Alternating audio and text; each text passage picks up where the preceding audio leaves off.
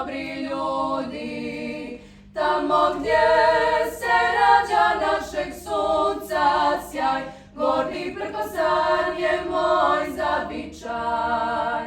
Za njega svi se sad pomolimo, drugu zemlju mi nemamo. U srcu mom samo je jedan dom, u srcu velika moja republika.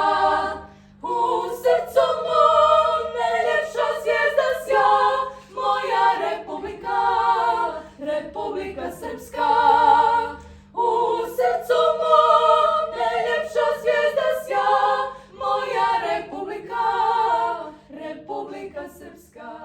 Svaka kulturna manifestacija zaista treba da ima veliki značaj i pogotovo evo ovi 30. jubilarni Višnjićevi dani koji se održavaju u našem gradu. Oni nisu samo značajni za naš grad, ona su jedna od najvažnijih manifestacija u samoj Republici Srpskoj. Evo ove godine su 30.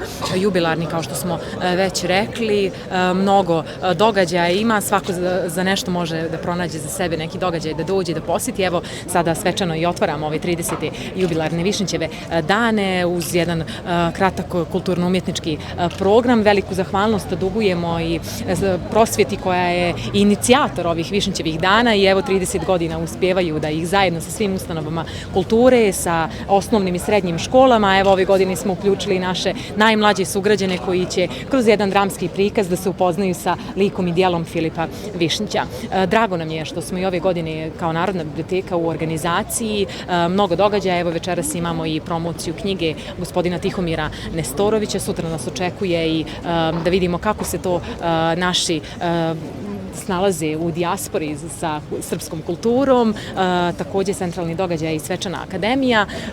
Jedan od najljepših događaja meni jeste lično upravo ovo što smo najavili, događaj sa našim mališanima, najmlađi sa Višnjićem, koji će biti organizovan posljednjeg dana, to je 8. novembra u 10 časova u sali biblioteke. Naši najmlađi će da vide kako je Filip izgledao, kako zvuče gusle i na kraju će dobiti i poklon u vidu puzle da slože lik Filipa Višnjića. Prosvjeta i ove godine tradicionalno u novembru po 30. put jubilarno organizuje Višnjićeve dane, manifestaciju od republičkog značaja, jednu od 4 najveće kulturne manifestacije u Republici Srpskoj. Ovogodišnji Višnjićevi dani trajaće od danas od 3. do 8. novembra. Sadržaj programa je raznolik, pripremljen za sve uzraste i različite dobi i karaktere, želje. Trudili smo se da ispunimo sve ono što smo do sad praktikovali, ali i da unapredimo program. Uveli smo program za najmlađe. Ove godine imamo jedan muzički događaj, koncert tamburaškog orkestra iz Banja Luke. Tu je Svečana akademija, tu je tradicionalno takmičenje besjednika i recitatora. Imamo 2 izložbe, 2 promocije knjiga, promociju jedne knjige i promociju časopisa Srpska vila, posjete, tradicionalne posjete mjestima gdje se nalaze spomenici Filipu Višnjiću u selu Međaši i u selu Trnova. Tu je liturgija 8. na Mitrovdan. To bi otprilike bilo to, mislim da sam obuhvatio veći dio programa, nemam pred sobom napisano. Ako sam nešto propustio, vi ste obavješteni. Koja je to osnovna poruka, znači evo nove mlade generacije, šta mogu naučiti iz Višnjićeve baštine? Mi svake godine pošaljemo značajne poruke sa ovog mjesta. Ja ću o tome govoriti sad na otvaranju Višnjićevih dana.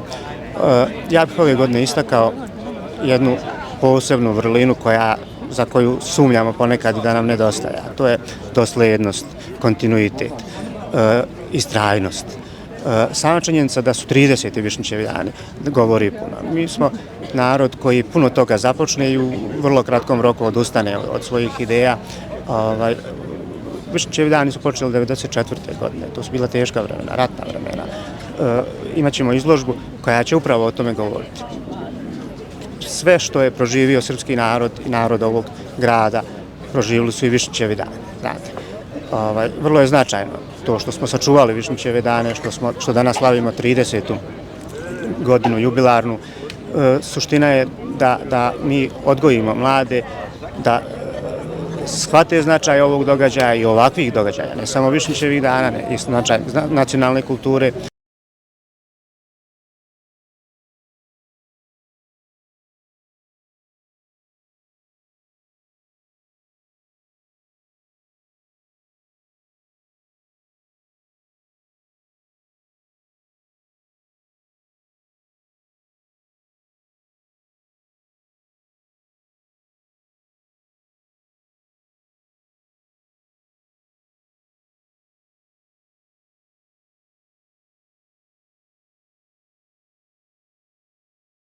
gradu 30. po redu Višnjićevi dani. Dani u kojima kultura i sve ono što je uradio Filip Višnjić kao jedna od najznačajnijih kulturno-istorijskih ličnosti, a koliko je važna njegova ličnost, lik i djelo, svjedoči da jedan od glavnih simbola našeg grada zajedno sa knez Ivom od Semberije, jer se nalazi na našim obilježjima našeg grada. I ona teška vremena kada je živio u onim svim izazovima, on je osokolio napaćene, pružao nadu, pružao vjeru i ohrabrivao ih da nastave da žive i dalje da rade. I zašto je to jedan veliki ponos? Jer je to uradio bez jednog od osnovnih čula i komunikacije sa spoljašnjim svijetom, bez čula vida. I onda mi u današnjici imamo ljude koji se sa svim tjelesnim, moram da kažemo, fizionomijom svog tijela govore da nešto ne mogu da urade. Filip Višnjić je nama svima za primjer kako se sa svojom ličnošću, sa svojim zalaganjem, sa svojim radom ovjekovječio i istoriju i sadašnjost, a dao nam svima put uklesan za sigurnu budućnost u kojoj je kultura, u kojoj je obrazovanje, da se moramo izboriti da uvijek budu na prvom mjestu, jer su to temelji jednog društva. I ako tu nemamo povezanost, ako tu nemamo osjećaj za Filipa Višnjića, onda mi kao društvo nemamo svijest koliko je Filip Višnjić nas sve zadužio. Zato i manifestacije poput Višnjićevih dana, kao najznačajnije kulturne manifestacije, i u narednom periodu još jednu, evo da kažemo, novu vijest, da kažemo još jedna znamenita ličnost koja je živjela, radila u Bijeljini i koja je povezana sa još jednim književnikom naše srpske književnosti, naša Magdalena Živanović i Jovan Dučić, će sigurno biti od još jednih značajnih kulturnih manifestacija. Zato uz čestitke organizatorima i uz sve srdačnu podršku grada Bijeljine želim da se zahvalim svakom čovjeku koji je doprineo za organizaciju, da poželim sreću učesnicima ove manifestacije i neće mi zamjeriti ovdje oni koji su iskusni u organizaciji, ali želim posebno da se zahvalim našim mlađim učesnicima što su tu da šire svijest još snažnije i prenose na svoje vršnjake i da pričaju i svjedoče i da unapređuju kulturno-umetnička dešavanja na području našeg grada i da svjedoče o značaju i uspomeni na Filipa Višnjića koja neće nikada izblijediti.